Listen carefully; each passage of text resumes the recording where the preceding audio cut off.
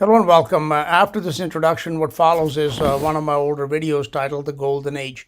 And the title is because, as I have taught in many videos, is that the Bible teaches that the earth is not just 6,000 years ago old, but could potentially be 6 million, 6 billion. We don't know how old it is. But many ages of time went by before Adam and Eve were created and placed in the Garden of Eden. And in those ages, the primary purpose of those ages was to allow evil to be born and for it to grow and for it to be fully mature. So then when God placed Adam and Eve in the garden, he would have this tree of the knowledge of good and evil. So the knowledge of evil had to have been perfected. It had to have matured. It had to have become absolute. So absolute darkness, as opposed to God's absolute light, had to be in existence before Adam and Eve could be made. Now, if you want to delve into that topic deeper, then I would suggest you go and watch all of the videos in my Bible history playlist and study those videos along with your King James Bible. Lately, history as we are taught in this world is a lie, and just about everything else, okay? Even in the Christian circles, which tell you that Earth is only 6,000 years old, that is not biblical. So most of the information that you get even from the church is not from the Bible. So I wanted to give you some real history, and this is the reason why. The reason why I'm titling this video is LUCIFERIA, not Tartaria, is that lately in the past few years, 2-3 years in particular, there have been a lot of people that have been talking about this worldwide empire called Tartaria. And they said that was destroyed in a flood, a massive flood, which left the whole earth covered in mud. And all these cities, a lot of the modern cities, they were actually discovered. And, there may be truth in that. And when we look back at the time before Adam, in which was the last worldwide empire that existed, that was a true empire, was the empire of Lucifer. And if you want to hear the true history of Lucifer, who was a man and not an angel, then you should watch my Lucifer videos and also my history videos, and then you will see the biblical proof that tells you quite clearly that Lucifer was a man. He was not an angel, and men existed on the earth long before Adam did. Okay, so this empire that existed, you could title it Luciferia. And of course, at the end of that age, as we read in Genesis 1:2, the earth became without form and void. That means it was turned into a ruined wasteland. And how did it become a ruined wasteland? Because God brought judgment upon Lucifer and upon that world, as we read in Jeremiah 4, in verses 23 to 26, that those cities that were built by Lucifer and his contemporaries were broken down by the Lord and by his fierce anger. And they were covered with this massive universal flood that was even bigger than the flood of Noah. So, of course, in that situation, it left a lot of mud that covered those cities. Okay, so this idea that there have been cities that existed, that a lot of the architecture that you see even today has not been built by any modern man, is I would agree with it, okay? But where I have a problem with this Tartaria is to say that this existed only till about 200 years ago, and this flooding happened something like 200 years ago. That I'm not sure. I do not believe that is the case. In any case, I do know that the flood of Lucifer was many thousand years ago. And even the first cities that were built by the children of Adam, as for example, in Genesis 4, we read that Cain, when he was, judged by God, and he was sent away from Eden, from that area, he went to the east in the land of Nod, and he built a city. And that verse of scripture has always kind of left me in bewildered, because I'm thinking, okay, at that time, really there could not have been a whole lot of people. There may have been a few thousand or whatever, but that is not a sufficient number to go and build a city. And where did they get all the materials, and where did they get all that is involved in building a city? It is a very, very complex undertaking. And then I just recently, it's starting to hit me that, yeah, these were cities that were built in the time of Lucifer. And Cain, for example, probably found a city, and then they set about to reclaim it and call it their own. And even Adam was given a command to replenish the earth, okay, which means to refill it. And they did that using a lot of these structures that already existed, even at the time of Nimrod after the flood. the story of Babylon, the story of Assur, which was Assyria, some of these major empires. And you know what? When we read the Bible, we don't get an idea of the scale of these places. They were gigantic, okay? And even that Babel, that place was something that he probably discovered, even including the tower. The tower itself may have been something that Lucifer was using. You know, when he said, I'm going to ascend up into heaven, it might have been something like a launch pad or something that they discovered, and they set about to repair it. There was, of course, some kind of very advanced technology that was involved in these ventures, which technology we don't even have to this very day, because we cannot replicate these buildings that are in existence even to this very, very day. Buildings, for one, they don't last that long. And if they have lasted for thousands of years, then they were certainly made with technologies and using materials that we don't even have access to this very day. Okay, so this is a little screen video that you saw. Is somebody has made a video about Tartaria. I'll put a link in the description. So what I wanted to just emphasize here is that there has not been, I would call the ancient worldwide empire that existed before the time of Adam as Luciferia. Okay, and if you were to divide history into ages, then there will be four at least that predated Adam. Number one would be called the Golden Age. This is the time when God began the creation, which he tells us he stretched out the heavens, he founded the earth, he made the sons of God who were humans, and he placed them on the earth. He gave them to him, to those people, and those are the people, including one called Lucifer, that built these worlds right across the earth. And that's why you see the evidence of architecture, which is similar right across the earth, because that time they only had the one culture and one civilization. Okay. And then, of course, after the Golden Age, when the angels first sinned, led by the anointed cherub, then we slip into the Silver Age when things began to deteriorate. The story of the anointed cherub, who was an angelic being, is told in Ezekiel 28, and again, it is in many of my Bible history videos. He is the one that started something that is very, very significant in the world, which is the use of money and trading and merchandising. Okay, that is the first sin mentioned in the Bible, is the sin of merchandising, of buying and selling. And that is the last sin that is going to be judged in Revelation chapter 18. See the symmetry in the Bible? When you know the Bible, its symmetry will blow you away. I would like to interject here and clarify that although most people have heard that the Satan is a fallen angel and he is Lucifer, and he is the angel of Ezekiel 28. This is not correct.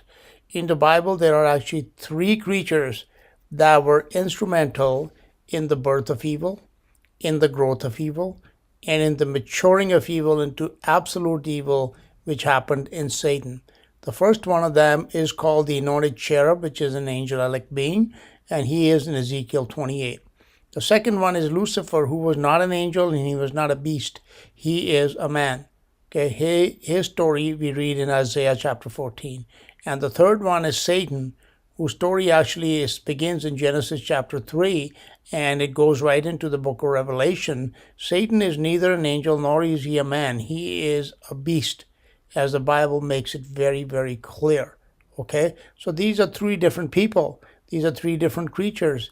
And it is because they're all lumped into one that everything about them that you might have heard is actually false, because it is not from the Bible. One more point I want to make here quickly without really elaborating on it is that the age of the angels, or that world, that empire that existed when the angels were ruling God's creation, it could be called the age of the Titans. Okay, and one day I'm going to do a video where I will explain why I believe that the angel and their worlds were what in mythology is called the world of the Titans. So that was the Silver Age. After the Silver Age, these angels were judged and they were cast down into hell, okay, into Tartarus. Maybe the word Tartaria comes from that place.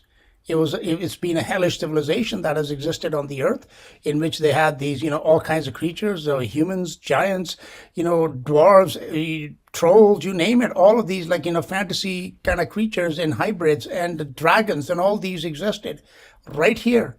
And maybe that's where it comes from, because it is the hell that those angels unleashed on the earth that led to these places. So they are locked up in the bottom of hell, which is called Tartarus in Greek, or Tartaru.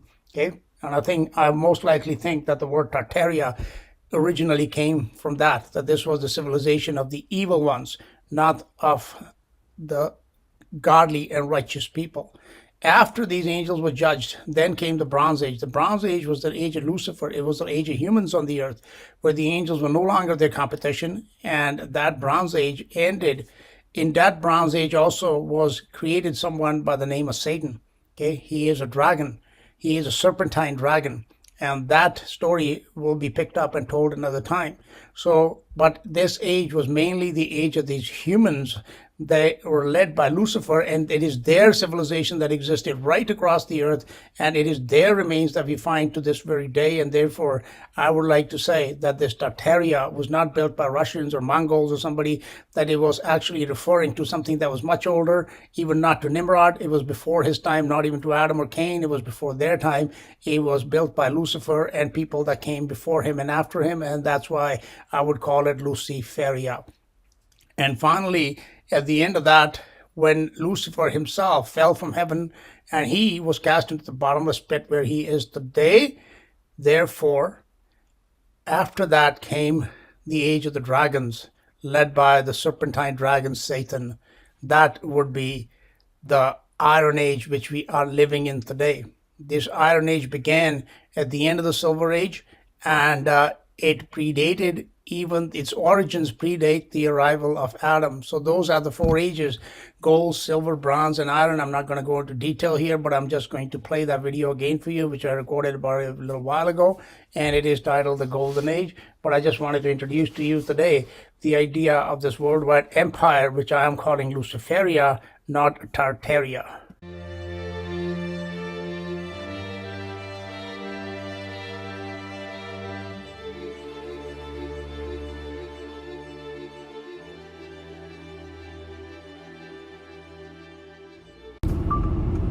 Hello and welcome. This is Paul Sandhu. So today I wanted to actually talk about some Bible history.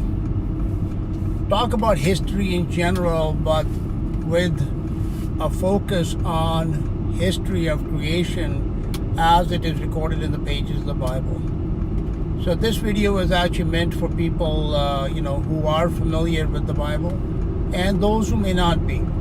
One thing, however, is for certain, that there is what you might call a secret history in the Bible, which is buried in its pages, which is not commonly known or taught. For one thing, the Bible nowhere teaches that the earth or creation is only 6,000 years old. It actually talks about more than one creation having been created and then destroyed at some point in the past. It speaks about many different types of creatures, some supernatural like angels, and some even categories of angels such as the cherubim, which are even higher than so there's a whole class of angels it talks about. It talks about other worlds, existing in heavenly places, existing under the earth, on the waters. So it talks about those things. It talks about some very advanced technologies, as for example, a lot of people are familiar with the story about Ezekiel's wheels, his vision that he saw.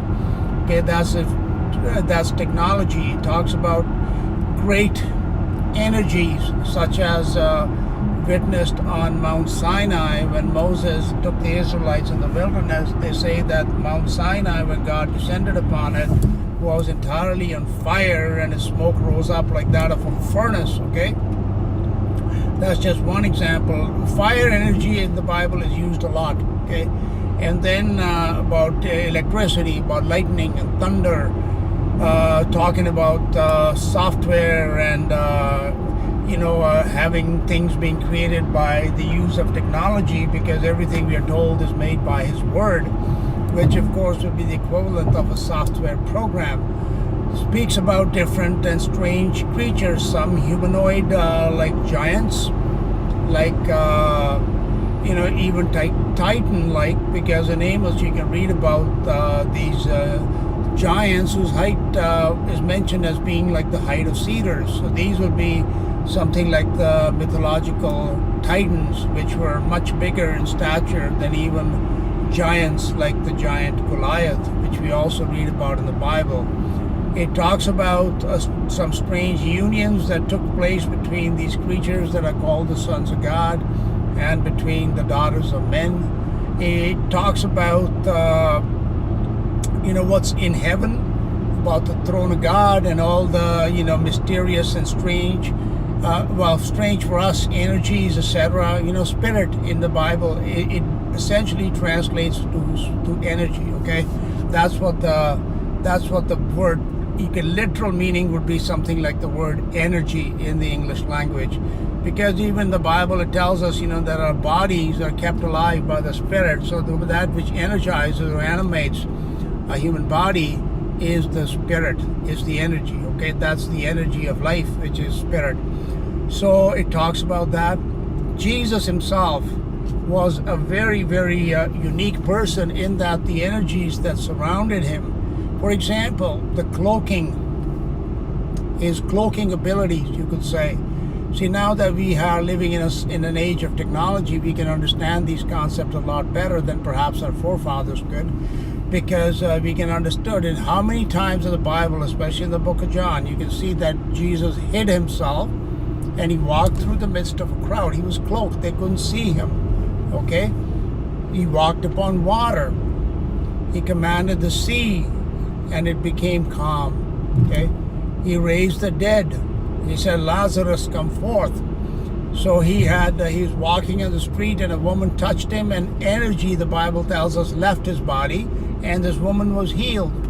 So we can see, numerous instances. We speak about, like I said, about these humanoid type creatures such as giants, but also about beasts such as dragons. Okay? Dragons are not just found in the Game of Thrones. The dragons actually are mentioned in the Bible a lot earlier than that. Or Leviathan, or Behemoth, unicorns, satyrs. So there is much in the Bible which you are not going to hear when you go to church, because what you hear in church is essentially nothing biblical. Okay? It's nothing biblical.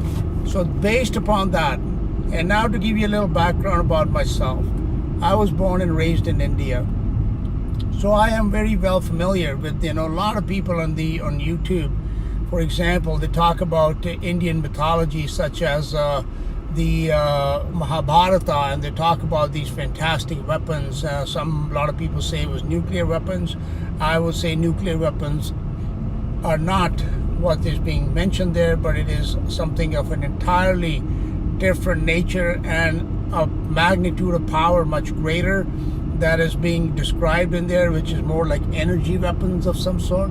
Okay, so having understood that from a very young age, like I was brought up with that, with these stories, and because they're not just mythology in India, they are still believed to be the truth, and they are taught to kids from a very young age. In school, for example, I had to even learn Sanskrit, which and I can read Hindi, and I also have the cultural background to understand these stories perhaps different than a Westerner would. Okay, now what I want to state here is that in these mythologies, whether they are Greek mythology or Hindu mythology or any other type of Norse mythology, Celtic mythology, etc., there is a great deal of historical truth in them. Okay, there really is. There's a great deal of historical truth to be found in them, and also in the Bible. Now, having studied the Bible for some 30 years now, like I said, and also being knowledgeable about books such as the Mahabharata and also about Greek mythology, etc., I am very uniquely positioned to make a comparison between them. And I will show you what's common as far as histories are concerned.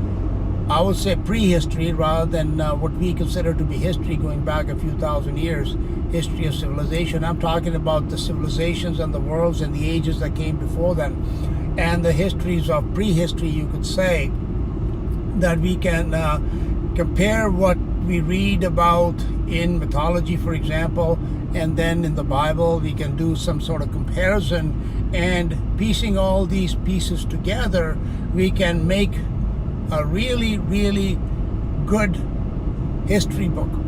It is very interesting. It is like better, in my opinion, than any book that Tolkien might have written, like The Lord of the Rings, for example.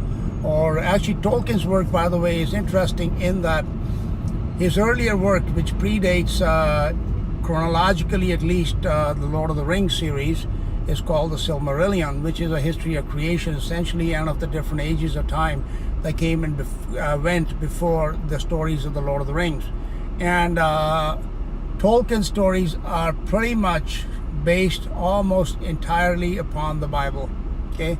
And that is something which most people may not understand, or because they've been led to believe that it's based on Norse mythology or Celtic mythology. Those stories are not. And from time to time, I have done some videos in the past comparing Tolkien stories to the Bible, and I will mention it as we go along, because I think his legendarium, as it's called, it's also something of a has some historical truths in it, because ultimately any information that exists, it has to have a basis in truth, okay? Imagination is not something which is created. Imagining something is imaging something that already exists, okay? So it's like tapping into this information which is stored wherever it is stored, and from there we get this knowledge, which people think that it's a fiction writer like Tolkien, he actually created it, or this is the first time that these stories have been heard. It is not the case at all. Tolkien himself admitted that he kind of went into some sort of altered state, let's say, and these stories would come to him. Okay, so this is a person tapping into some information, they're downloading it into their mind, and then they're putting it on paper. All right, leaving that aside for now, according to the Bible and according to mythologies as well, there have been at least like 4 ages of time in which certain worlds were created, they were built, and they were destroyed and rebuilt and destroyed and rebuilt and destroyed. Okay, what we have today is a world that is built upon the ruins of many worlds that have come and gone. Of that there is no doubt whatsoever, because the evidence of these ruins is littered right across the face of the earth. Okay, from Russia right down to Argentina, we can find them. From Australia to Canada, they're all over. There's remains of these worlds that once existed, that were built by some civilizations that were far more technologically advanced than even we are today. There's a little video that I'll play for you about the largest boulder that has been moved in modern times, and it weighs some 300 tons, okay? 300 tons.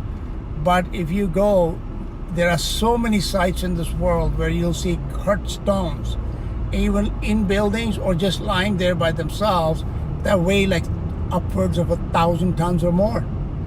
So, in our technology, as you watch this video clip later, you'll come to a realization that, hey, if we're having such a challenge moving a 300-ton boulder, which is estimated to be 300 tons, maybe less even, we would never have the ability to move stones that are like or even cut them, or to move them that are 1,000 tons. It is an impossibility. In China, for example, there is a site where they have a quarry where there are stones that they estimate are like some 1,700 tons. Some might even be like 2,000 tons. All right. So the evidence of prehistory civilizations having existed is abundant in our world, on the earth, okay? And therefore, what we need to do is, the purpose of studying history is not to believe all the nonsense that we are taught by mainstream academia, but rather to actually spend some time in learning and understanding what really went on. Is that information available to us? And I would say that this information, like I said, you can read in the Bible, and then you can also have some pieces that are in mythologies. From my personal experience, I would say ultimately in the Bible we have a complete history, because it begins with the beginning of creation and it goes into time eternal. Actually, it goes into eternity, which means that there is no time there any longer. So it begins before time began, and it ends, at least what we are told, when there is time is no longer. So from that respect, it is quite a complete history. Now, whether one believes it or not is a different story, you know. But like I said, the story itself is very, very interesting. And because, you know, when we had stories such as, for example, the destruction of Sodom and Gomorrah, a lot of people that have done research in the traditional sites of these places, they now conclude, you know, yes, there is a great deal of evidence, as the Bible says, you know, sulfur rained down from above, fire and brimstone, which is sulfur, and it really reduced these places to dust, that even today there is evidence for these events having occurred. Okay, so that is again an example of a technology which we still to this day probably do not have, that we can reduce a whole city or town, and these places were not small, to like ashes in a matter of a few hours at the very most. Okay, so these stories, which are, like I said, and that's something similar is also mentioned in the Mahabharata, by the way, where they talk about this war in which everything just turned to dust, that this fire rained down from some weapon was employed, which rained fire down with the ferocity of 1,000 suns, and it reduced everything to dust. Okay, so these stories are there. Are they just stories? Something just came out of somebody, nobody had ever heard these before? No, I would say they're based on some historical truth.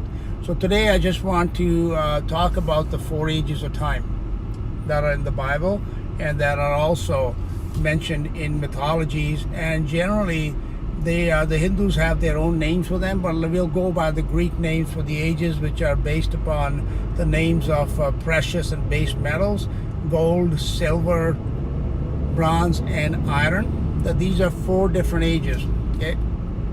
Now, if you were to divide like human history as we know it, like the history of civilization going back in time, let's say we can say the Babylonian, Egyptian, then the Persian, Greeks, Romans, etc. These were the dominant powers over different periods of time. Okay, so they did different things. Each power in their own time, they built their own world, and again, because of the wars, etc., that they got involved in later on, they were all destroyed at a later time, and then, you know, somebody else came around and they rebuilt them. So that's what happened in the past, but in a much bigger scale.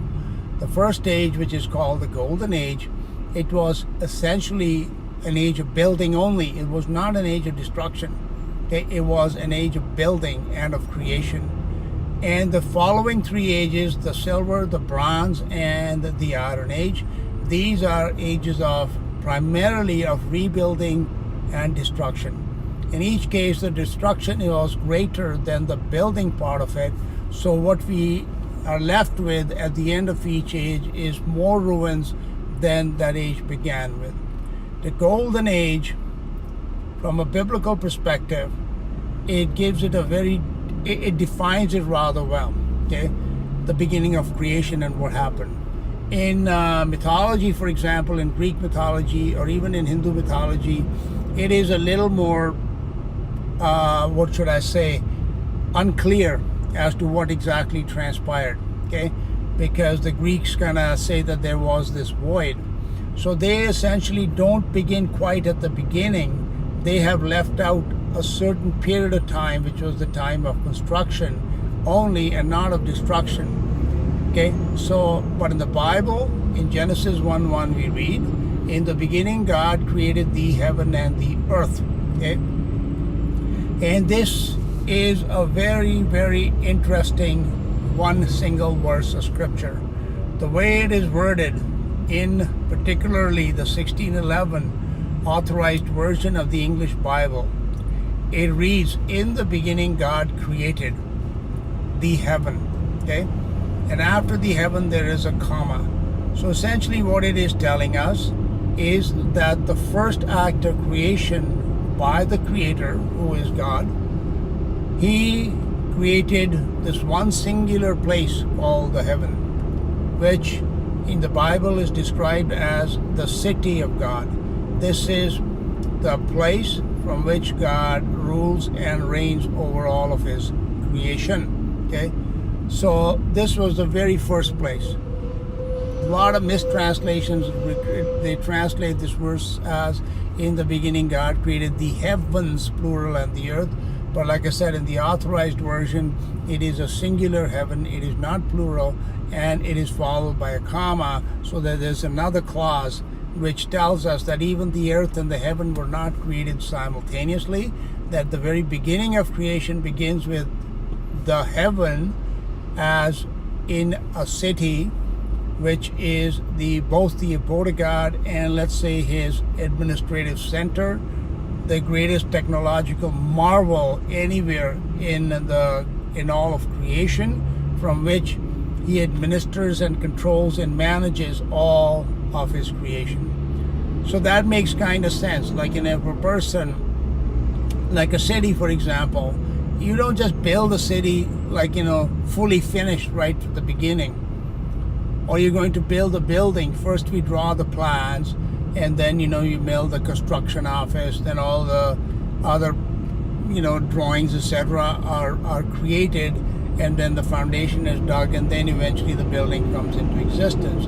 And this is how the Bible describes the creation, how the creation progressed, that it was not done instantaneously. Okay, that story about the 6 days, that everything happened just in 6 days, and that is not correct. Okay, we'll talk about the 6 days later. But going back in the distant past, I'm talking like, tens of thousands, hundreds of thousands, millions, billions, I have no idea how many years of time ago, there was this God, the person called God, who is the Creator, who has a proper name in the Bible. His proper name is Jehovah.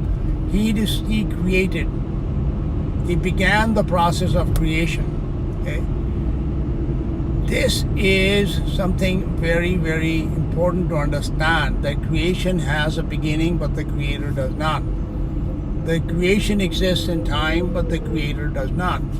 Therefore, time is also one of the creations of the Creator. So in the beginning, He created the heaven. Then it says, in the beginning, God created the heaven, comma, and the earth. So, like I said, the mystery of creation, the history of the mystery of creation, okay? The history of the mystery of creation. Wow, that sounds good. The history of the mystery of creation, as it is found in the pages of the Bible, it gives us the exact chronology in which things happened. So first came the earth, the heaven, the city of God. After that, before God made the earth, He created some living, intelligent creatures, namely the race of angels and another race of beings called the sons of God. Okay, now, I am not going to go into detail here, but the common misinformation teaching about this topic of the sons of God in the Bible, especially in Genesis chapter 6, is that they were fallen angels. That is not what the Bible teaches. Okay, there are many videos on my channel that explains to you who these sons of God were. But these sons of God were human-like at the very least, or you could say even human flesh and blood creatures that were created along with the angels, or perhaps shortly after the angels, before the earth was created. Okay? So here we have the chronology happening. The heaven, then at least these two intelligent creatures. One being the angels, who are spirit, and the other being the sons of God, who are flesh. And this gets me into some sort of deep theological, doctrinal understanding why spirit and flesh, why they had to be created from the very beginning. which again, like, I'm not going to bother you, especially for a lot of people who are watching this who don't understand the Bible, but it had to be like that. So the first two races you created, one was a race of spirit beings called the angels. The other one is a race of human flesh and blood, physical, corporeal beings called the sons of God. And after that, God created the earth. And so, as we read in the Bible, that the angels were already present, and the sons of God, who were, because they were going to exist as physical, corporeal creatures, for them a terrestrial world would be created. Angels are spirit beings. They don't need a terrestrial body to dwell upon. But the sons of God did. So God created the earth. And then in the book of Job, in chapter 38, verse 7, we read when God was asking Job a series of questions. He says, "Where was thou when I laid the foundations of the earth?" And he asked the question, when that question is concluded with this one sentence, when the sons of God, when the morning stars sang together, morning stars are angels, they sang. And music, again, is a very, very, it is found throughout the Bible, okay? And the role that music plays, even in our world today, as history goes back to the Bible, and it is found in it right from the very beginning. But again, something that I can't go into it because that is a topic in and of itself. Okay, so the morning stars sang together, and all the sons of God shouted for joy. And again, when we look at the exact grammar and the exact wording of sentences, which is very important, most people don't pay much mind to grammar these days, but there is a purpose why we have grammar. It is to make certain distinctions and bring out certain meanings which would not be understood if we had no grammatical structure to language. So in that Job 38:7, it says, when the morning stars sang together, comma, that it begins a new clause, and all the sons of God shouted for joy. So again, that comma, it makes a distinction between this one group, the first clause whose subject were the angels, and the second clause whose subject is a different group of beings, the sons of God. So the sons of God are not angels, okay? Whether fallen or not, it doesn't matter. They weren't angels to begin with.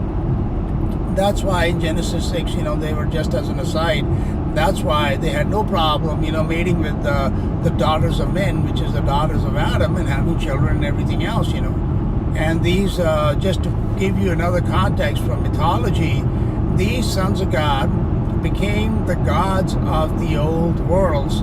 Gods such as Zeus or Apollo, or in India, like, Ram or Krishna or Vishnu, Brahma, etc. These were all sons of God because, as is very, very apparent from all these mythologies, they were all flesh and blood. Okay? They were all flesh and blood. They were not like spirit creatures. They were not. They had the same fleshly desires as humans do. They wanted to, they lusted after women. They desired power. They liked food and wine and all those kind of things, okay?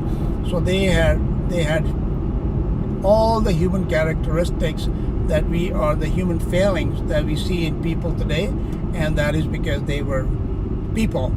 They were not angels, okay? So I just wanted to interject here that one of the questions that are raised by videos such as the one that is playing on the screen with all these megalithic structures that were they were actually built by some race of human-like creatures, okay? And the question is who they are. And from Greek mythology, etc., we have some vague stories about, Saturn swallowing his children and things, and these people like Zeus coming forth later on and such. However, in the Bible, the explanation is also there, that it is God who created this race of human-like beings. They're very much like us, yet they are somewhat different because they have, for one thing, they have much greater technological prowess and technological knowledge and understanding, and also, they were different in as far as their lifespans, etc., are concerned. But they were very much humans. So if you want to answer the question as to who were the gods of mythology, that might have been instrumental in building all these ancient, pre-Adam civilizations, then that answer is more precise in the Bible than in any mythology. Sorry, I keep repeating this, but this is something because there has been so much false and wrong teaching on this topic that most people, they have a very hard time processing that the Bible teaches that human beings were before Adam and Eve were actually created, and they lasted many ages before Adam and Eve came around, and they built worlds whose ruins we see this very day. These worlds that exist, like in Machu Picchu, like in Egypt, like in China, in Russia, in India, all around the world, these worlds were not built by angels. Angels don't need worlds built of stone and brick, okay? Human beings do. So these, since we can quite easily understand that these worlds existed on this earth, they must have been built by some type of flesh and blood creatures, whether they were giants in stature or not, it doesn't matter. But they had to be flesh and blood. They were not like spirit creatures, because spirits do not need, like I said, abodes or residences made out of stone. Okay, they don't. So that's what these historical ruins, they are, of these worlds that existed back in the day before Adam and Eve, right here on the earth, built by human beings. One of the most famous of these humans being Lucifer, and that is again another teaching which is in the Bible. But people, when it plainly tells us that Lucifer was a man, yet all these preachers run around and tell you that, oh, Lucifer was an angel, Lucifer was an angel. That's why people have no understanding of biblical history, because they're not being taught the Bible. Okay, but the Bible is quite plain that Lucifer was a man. So I got a little bit ahead of myself, because I'm already talking about events that occurred in the Bronze and the Silver Ages. I have not yet mentioned the Golden Age.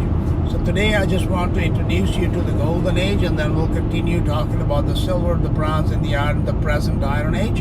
And in the Golden Age began in Genesis 1 verse 1, which tells us, in the beginning God created the heaven being that it was his abode, and it is the most, like I said, the technological marvel wonder city of that exists anywhere in the cosmos.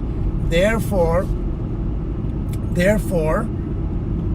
that was not a ruined wasteland. Okay, in Genesis chapter 1 verse 2 we read, and the earth was without form and void, and darkness was upon the face of the deep, and the Spirit of God moved upon the face of the waters. So the picture that the Bible paints from Genesis 1:1, there's a great transition into Genesis 1:2. It paints a picture of a ruined wasteland existing on the earth in Genesis 1:2, where Genesis 1:1 tells us no such thing. And when we understand that if God created the heaven, which was going to be his abode, he was not going to create that as a wasteland, right? He wouldn't. It would have to be perfect. And that is the story of the Golden Age, that whatever was built in the beginning was perfect. And we can even read about that in Ezekiel chapter 28, which is the story of this fallen angel creature called the anointed cherub, who was the father of evil and darkness, in kind of like Morgoth in Tolkien's writing. He was the father of evil. And Morgoth's character, by the way, in Tolkien's writings, and most people don't know who Morgoth is. Morgoth was the predecessor of Sauron, okay? He was the one from whom, let's say, Sauron learned everything that he knew. And so this character, the anointed cherub, so Tolkien based his story of Morgoth upon the story of the anointed cherub in the Bible. So this anointed cherub, we are told, was perfect. You can read that in Ezekiel chapter 28. It says, thou was perfect in thy ways. So this time of perfection, which is logical enough, God creates everything. God is a creator. He's not the destroyer. Yes, he destroys evil in the end, but in the beginning there was no evil. So in the beginning, God was just a builder. So whatever he's going to build is going to be perfect. It is going to be the most technologically advanced place that ever existed in creation up until now. Even today, we are nothing. We are like, primitive compared to that technology that existed back then. So that was the first wonder world, which still exists to this very day, is the heaven. And these angelic creatures, this race of these, cherubim and the angels, the archangels, the other, the lower ranked angels. The angels have a hierarchy, and just like in a military order, they're called the host. They're called the army of God. So they are like a military organization in amongst their other functions, and therefore they have a hierarchy. So in this hierarchy, the cherubim are like the generals and the chief of staff, etc., whereas the other angels fall below them, and there'd be some that would be like colonels or majors or lieutenants, etc., sergeants, corporals, and down to foot soldiers, and then that's how the army is constituted. So that's what happened in the beginning. So these angels were assigned with the task of, as God created, of administrating His creation, and they were given the heavenly realms. Okay, so they became responsible for the heavenly realms to this very day, because they manage God's creation. So that is another one of their roles. They're called the host or the army, but they're also His managers of His creation. Just like in a building, you have a building manager, there's a maintenance department, there's a maintenance engineer, like in a high-rise building, in particular down in Manhattan or downtown Toronto here or something. When you have a 100-story building, they're going to have a very sophisticated management maintenance department, and there's going to be engineers that'll be working there. There'll be plumbers, electricians, you name it. Okay, so that's how God's creation is. It is a very technological, the earth itself is a very technological place. It has electricity, it has waters, it has HVAC systems. All these things exist in it, and they don't just run themselves. Somebody runs them, and somebody oversees them, and somebody manages them. And that's what happened in the beginning, from the very beginning, that the oversight of the creation that was to be followed by the creation of the heaven was given to the angels. So they had oversight of all the heavenly realms. And then came the earth. So on the earth, when we read about the beginning of creation, what do we read in Job chapter 38? Like I told you before, it tells us all the sons of God shouted for joy. Why? Like joy is not like ruin, like we find in Genesis 1:2. Joy is not destruction. Joy is not a ruin. And that definition in Genesis chapter 1 verse 2 of the earth being without form and void, it is a ruined wasteland. And it is just common sense to understand that before there can be a ruin, something has to be built. And that, my friends, is what happened. That the worlds that were built in that golden age, which I'm describing to you here, God said He stretched out the heavens. So He began with the heaven, which is like, if you look up and you see the North Star or something, that would point perhaps to the heaven that exists upstairs, up in the celestial realms. That would be the center, and then outward, everything stretched outwards. And these heavenly other bodies, like the stars and the sun and the moon, etc., that were added later on, they became the realms of the angels. In the Bible, angels, stars are symbolic of angels. So each star has at least one angel that is associated with that, and that you could say is responsible for the maintenance of this body that exists up there that we can see. Okay, there is an angel of the sun, for example. There's an angel of the waters, of the winds, in the Bible talks about these things. So that's what happened. So at that time, and the stretching out of the heavens was taking place, it was an age of perfection, because there was no decay in creation yet, because evil had not yet entered. Decay comes through evil, so evil had not started yet. And I might add here that evil came because God planned for it to come. Okay, that is a different teaching again as to why evil exists. There are videos on my website, on my channel, that you can watch as to why evil exists in God's creation. So that was the golden age in which these things of the building of creation, of building of the cosmos was taking place. Okay? So before these heavens were stretched out, as the Bible tells us, when it talks about being stretched out, it means that it wasn't done instantaneously. It doesn't say in the beginning God created the heavens and the earth and everything suddenly popped up. No, He created the city of heaven, then He created the earth. And the earth He gave to the children of men, as we tell in the Bible, and therefore in that time, in that age, the earth was also meant for corporeal creatures called the sons of God. So the sons of God, they came down from heaven. That's where they came from. Now, how many stories in mythology do you have about the human beings that came from somewhere out there? How many? Okay? Even like Eric Von Daniken, for example, he's built a whole career, made billions of dollars, etc., teaching this, that aliens came from out there. Okay? But these aliens were not like supernatural spirit creatures. They were very much flesh and blood. They had technologies which made them more powerful than the inhabitants that existed in our times. That's why they set themselves up as gods, but they were still corporeal creatures. So the first corporeal inhabitants of the earth were the sons of God. And the sons of God came down to the earth from heaven because they had their origin in heaven, in the city of God. And there they shouted for joy because this world was being created for them. And they came down, and what do people do when they come to let's say when the pilgrims came to America, what did they want to do? They wanted to build, right? They wanted to build.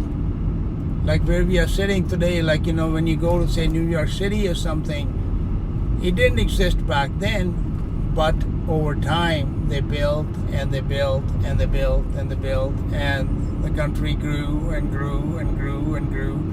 In North America, like here, 500 years ago, none of this was here.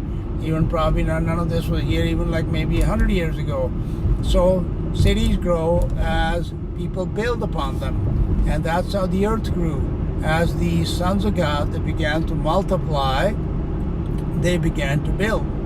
Okay, so they built some very, very fantastic worlds.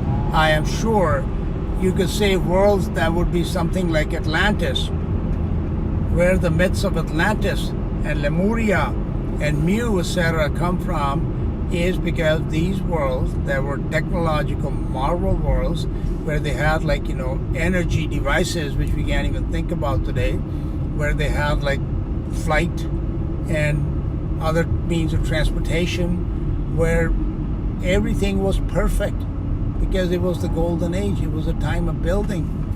Everything was being built at that time. It was not yet being destroyed. Okay? So, as these sons of God came down, they built the earth. And the angels, as the heavens are stretched out, they were instrumental in building the heavens and doing whatever, job that they were given by their creator. Okay? So, that is the story essentially of the golden age. In the golden age, there was no decay, there was no destruction, there was no death, there was no darkness, there was nothing that was evil. It was a time of when the greatest feat of building has ever taken place in history, I believe. When the destruction began, much, much later. So this age of building, it probably lasted longer than any of the subsequent ages, because for two things. One, destruction is a lot faster than building. Like in the Second World War, within a matter of like 3 years essentially, not even like 5 that it lasted, about 3 years or so, they destroyed pretty much all of Europe, all of Russia, all of Japan. Okay? So there was so much destruction that was caused within such a short period of time, within 3 to 4 years. And since then, we are still building to this very day. So the time of building is always longer. And I believe that the extent of the building, that God had set these limits for the heavens and for the earth, the boundaries to which the building would extend. Okay? And I believe these worlds became fully built, fully inhabited, and again, being technologically marvel wonder worlds, the kind which we can't even begin to describe to this very day. And one day when we do have more greater knowledge and we do have access to records of those worlds, we will truly be amazed as to what actually has existed even right here on this earth. So this continued, like I said, from the beginning. In the beginning, God created the heaven, and then He created the earth, and then these creatures came down, then they started building these worlds. Now, this is the story of the Golden Age. And I am of the opinion, this is my opinion, okay, that the ages that followed, okay, they were nowhere near as sophisticated as this first Golden Age. I am of the opinion that whatever was built in those times, what we think of today as Atlantis, for example, that we really don't have pretty much any of that evidence left anymore. And when we have building that is highly technological, like for example, in the modern age, where you see these buildings that are, all around in your cities, etc. These are not made of 1,000-ton blocks of stone that can last for millennia. They are made out of brick and mortar, and they're made out of wood. They're very materials that decay rather quickly. That is why in any city you will hardly see a building that is going to be more than 50, 60, 70 years at most. Okay? Houses in modern times, when we no longer even use stone, they don't even last 50 years. All this neighborhood in my city, for example, all of that, these old neighborhoods, they've been pretty much torn down. And people have rebuilt 3 or 4 times already since the city started, maybe even more. So building in technological times, they are not made with materials that are meant to last. So I believe that even in that time, when they must have used more glass and metal than we do in this time, that those buildings would not, the evidence of those is probably already turned to dust. For one thing, that age, which I'm talking about, the Golden Age, it was probably, in time, it was probably, possibly even millions of years ago. So there will be really no evidence left of that much anymore. However, once those worlds were destroyed, the next stage, based upon their own history that they knew, the building methodologies were changed, where they turned to stone instead of glass and metal. When you watch a Star Wars movie, for example, you see these worlds that are created, by the imagination of, is it Mr. Lucas? Yeah, maybe, because somebody's projecting these images into their minds of the writers, and therefore they're able to create them. You understand? You see how much glass is used, how much metal is used. So those are technological worlds, and they will not last for a very, very long time, especially when they had that Death Star, which allegedly blew this planet up or whatever. So what do you think would have been left of the building? Nothing, right? So when these wars came at the end of the Golden Age and the destruction began, it was massive, massive, massive, massive. And it is at that time, the people that existed, they began to learn the lesson that they are not going to build with these easily destroyed materials, that they're going to switch to something which is going to last much longer, which is stone. So on the surface of the earth, they began using massive stones, okay? But they also realized that anything that exists on the surface is very easy to destroy. Therefore, again, in those movies in Star Wars, for example, in the Rebel base, where was it? It was underground, was it not? So they started building underground. Now, evidence of these underground worlds exists all over the earth again. All over. There are like our right beneath this place right where I'm driving right now. It is quite possible that there are tunnels that litter, and there may be cavernous buildings that once were built. So the world itself is like honeycomb. It's linked by these different what should I say? By that at some point in time, they were actually dug out, and the underground world was created. But that did not exist in the Golden Age. So the Golden Age history is very simply this: that the Creator, He began the process of creation. He created these creatures. These creatures then also played their part in the building of both what we call up there, the cosmos, and what was on the earth. So they built these worlds which were like the world of Atlantis. They were fantastic worlds, and they grew and they grew and they grew till the day there came a day, and we read about this day in the book of Ezekiel in chapter 28. It tells us, "Thou was perfect in thy ways, till iniquity was found in thee." So there came a day when the sons of God and the angels that existed at that time, some of them, not all of them, some of them turned to the dark side. Okay, where do you think the story of the Dark Emperor comes from? The evil emperor for Star Wars. All these stories are lifted straight from the pages of the Bible. I don't have time to go into it, but I could show you, where the Star Wars story comes from. It's in the Bible. Story of Darth Vader and the story of the evil emperor and all that. It's all there. Okay, so that's what happened. That this anointed cherub, he became the first evil emperor, and then began the process of destruction, because evil brings with it destruction. Did it happen right away? No.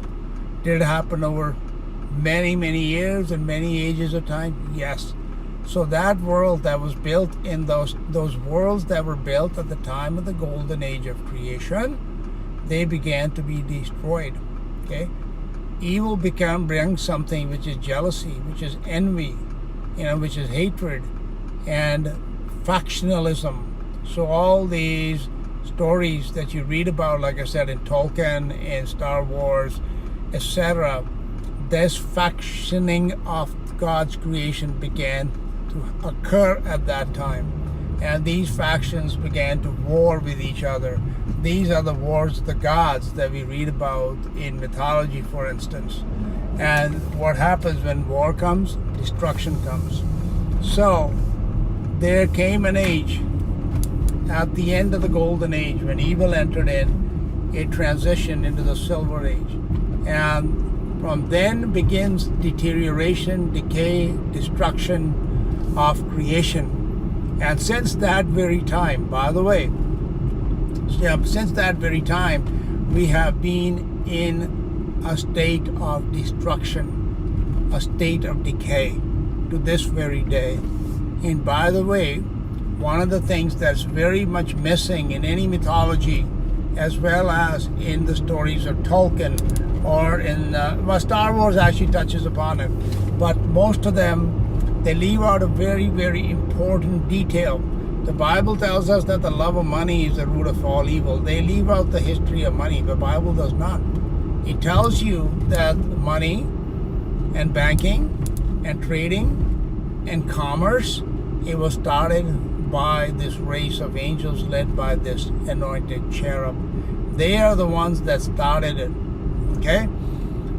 So you want to understand how the world comes to be the way it is today. This history stretches all the way back when evil entered and God's creation transitioned from the golden to the silver age. It is all these things happened in the Silver Age, where money was introduced, where the process of the buying and selling of God's creation, which He had given freely for all to use, all of His creatures. The creatures, some of them decided that they are going to begin to partition it, and they're going to sell off pieces of it. Do you have to go and buy a piece of land today? Do you have to go and buy a house or a business or something like that today? that somebody says that they own. Ultimately, there is only one owner, and that is the Creator.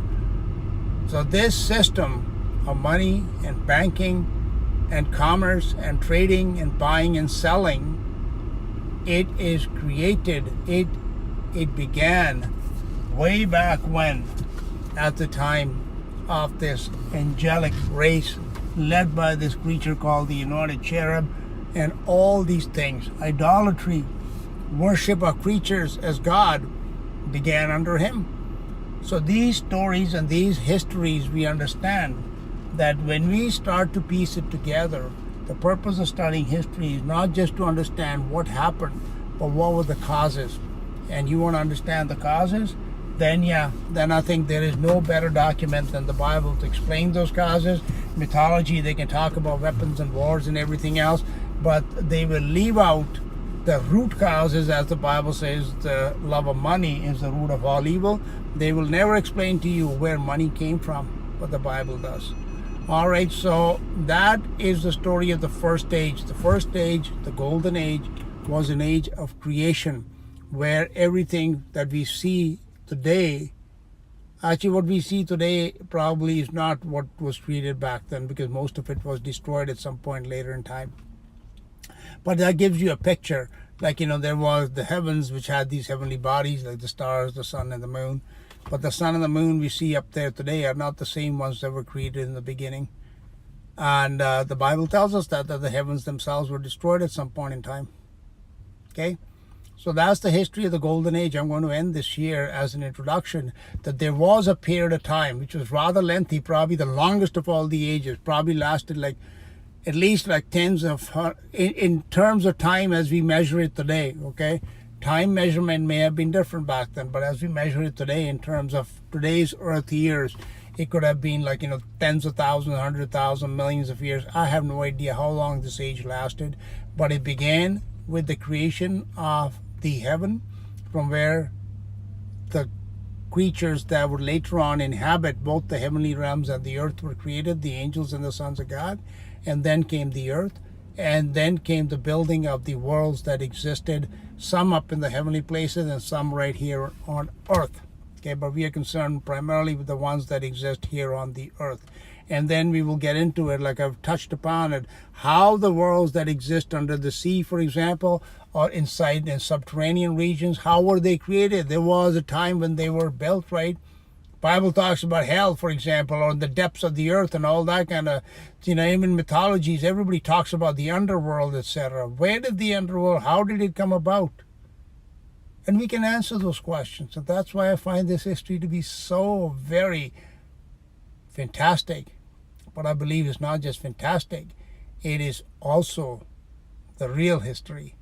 And we got to thank God for it, that we have this ability to piece these things together that he has hidden in his word, and we have to just dig it out, and then the picture emerges, and it's a beautiful picture.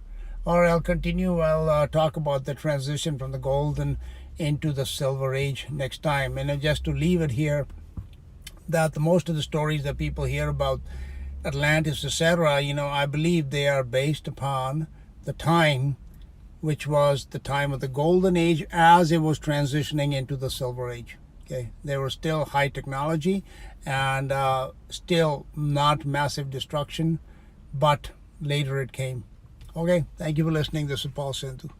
So as I was putting this video together and adding these clips to give a visual representation of what I've been talking about in this video, one of these things which you see on the screen, this sci-fi fiction, animation with all these fantastic airplanes and bombs, etc., and the massive destruction that is being caused, I believe that again that this is really not fiction, that the destruction, first of all, the scale of the building of the ruins that we see, it is so massive that we can't even begin to fathom how they must have been built. But just then consider how the weapons and the technology that must have existed in those days just to be able to destroy it. So this scene, these type of movies, etc., they are again not necessarily fiction, they may have some kind of historical basis that these things indeed did happen.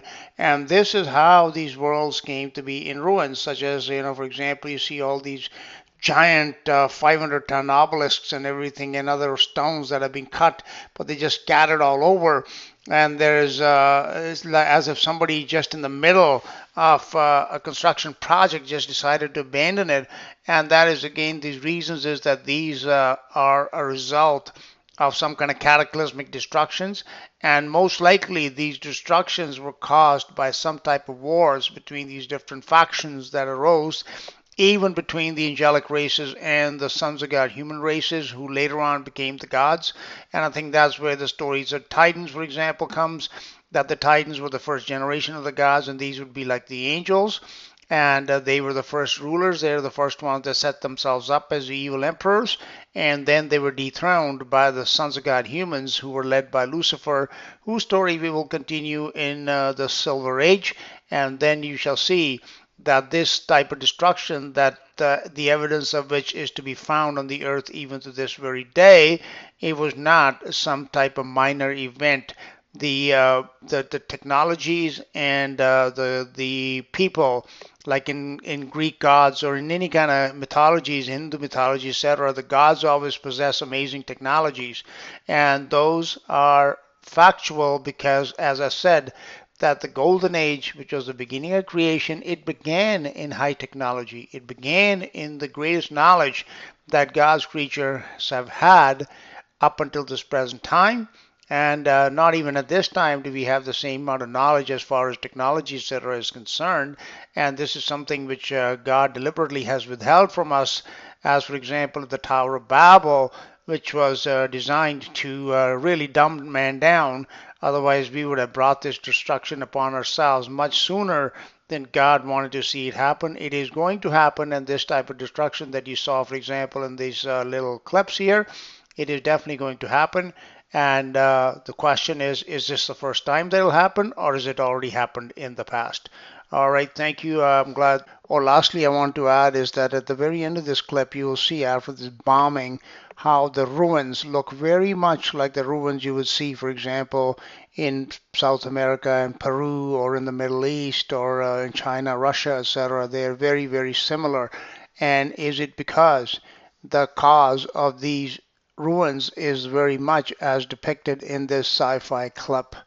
All right, lastly, I want to say is that whether one believes it or not, like the history that we can piece together from the Bible, as I said, it does explain everything. It explains the origins of these different creatures that have been worshipped as gods, for example, throughout history. It explains the origins of money, of banking, of our modern economic systems and such. So the history is not just one of speculation. It gives us a very, very clear picture of what happened, but more importantly, why it happened. And the purpose of my doing this video is not for proselytizing or anything like that. I just want to share with you the knowledge that I have gained from it, and also from the study of other, mythologies, etc., as I mentioned at the beginning. And I am glad, because this history does make sense to me, and ultimately it has given me a purpose of my life, which I don't think is available anywhere else. Okay, have a wonderful day, and I'll be back in the next few days with a video on the Silver Age.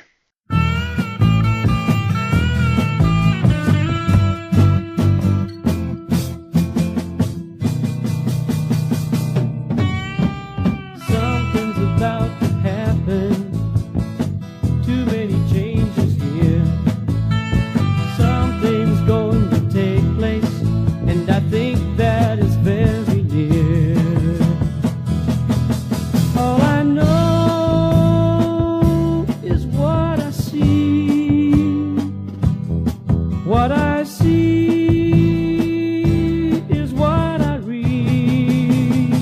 It's in the Bible. Times are getting harder. Strange things we see each day. Unusual kinds of weather. Evil makes the headlines today.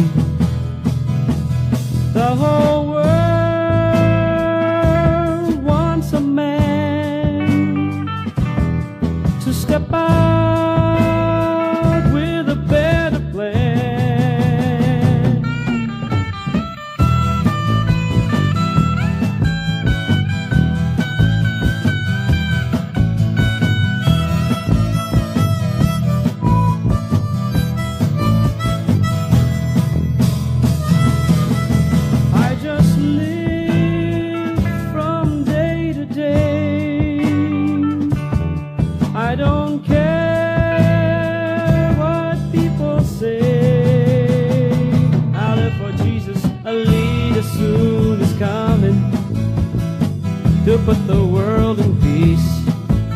But please don't take his number, 'cause it's like signing a death release. If you live your life for Christ, you will get the crown of life. He's coming back for you. He's coming back for you. He's coming back for